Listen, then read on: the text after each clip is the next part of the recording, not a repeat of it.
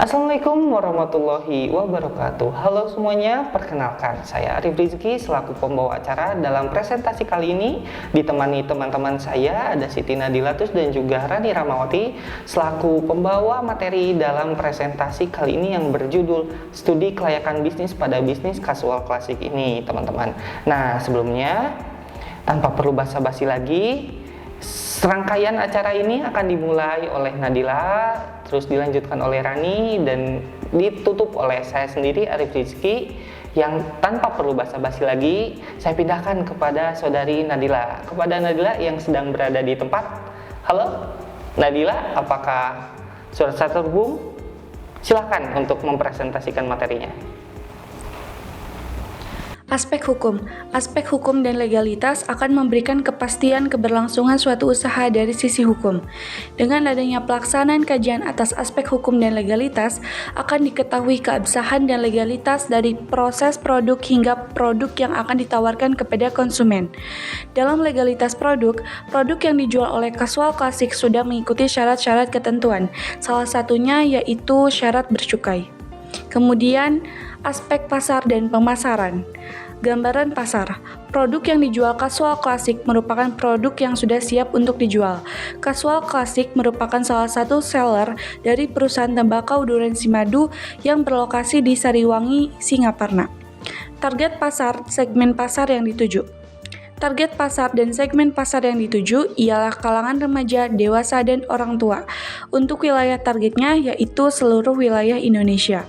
Kemudian ada analisis pesaing. Untuk mengetahui pesaing dalam segi pemasaran, maka perlu dilakukan analisis 4P yang terdiri dari: pertama, price atau harga. Harga yang diberikan Kasual Klasik cukup relatif dan terjangkau, dan harganya pun sesuai dengan ketentuan HJE. Kemudian ada produk. Produk yang ditawarkan Kasual Klasik merupakan produk tembakau yang memiliki kualitas terbaik dan memiliki banyak varian, mulai dari tembakau mole, tembakau flavor, dan lain-lain. Kemudian ada promotion. Cara promosi produk yang digunakan Kasual Klasik agar produknya dikenal oleh konsumen yaitu dengan memanfaatkan berbagai macam e-commerce seperti Tokopedia, Bukalapak, Blibli, dan lain-lain. Kemudian place.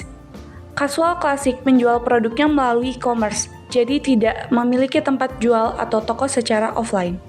Mungkin sekarang akan dilanjutkan kepada Rani yang berada di tempat. Kepada Rani dipersilahkan. Yang ketiga ada aspek keuangan. Di sini kami mengkaji 5 hal. Yang pertama, sumber dana.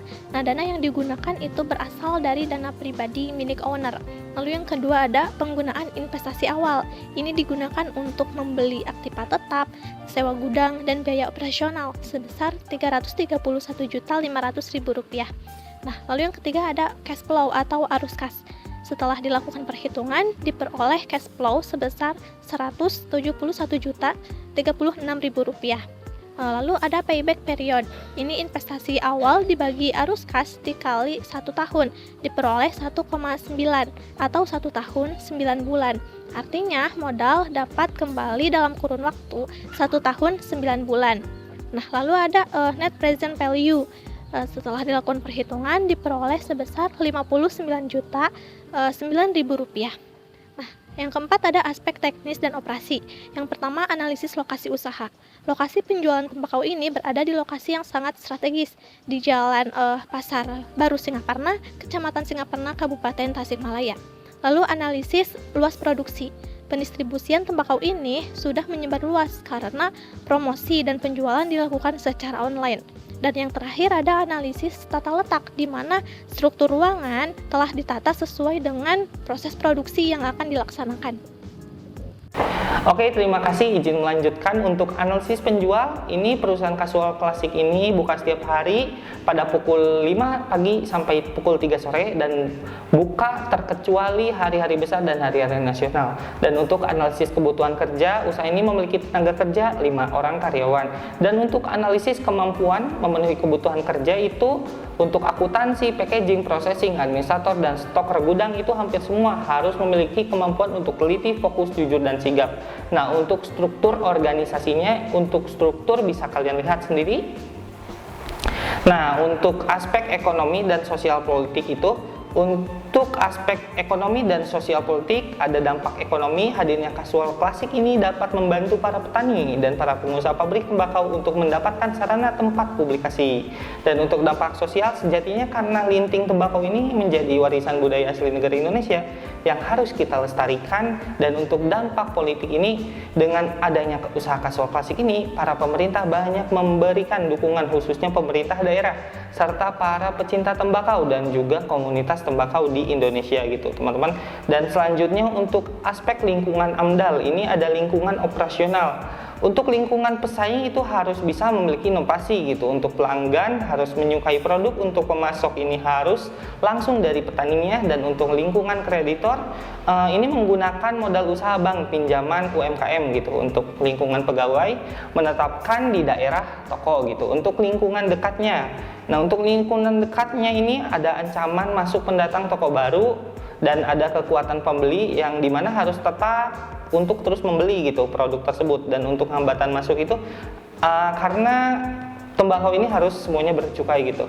Dan untuk analisis lingkungan jauh ini ada ekonomi, sosial budaya, dan teknologi. Nah untuk ekonomi ini harus meningkatkan daya beli, dan untuk sosial budaya ini karena tembakau merupakan warisan budaya Indonesia gitu. Dan untuk teknologi ini kasual klasik ini menjadi toko yang menjual tembakau di secara online, marketplace. Terima kasih.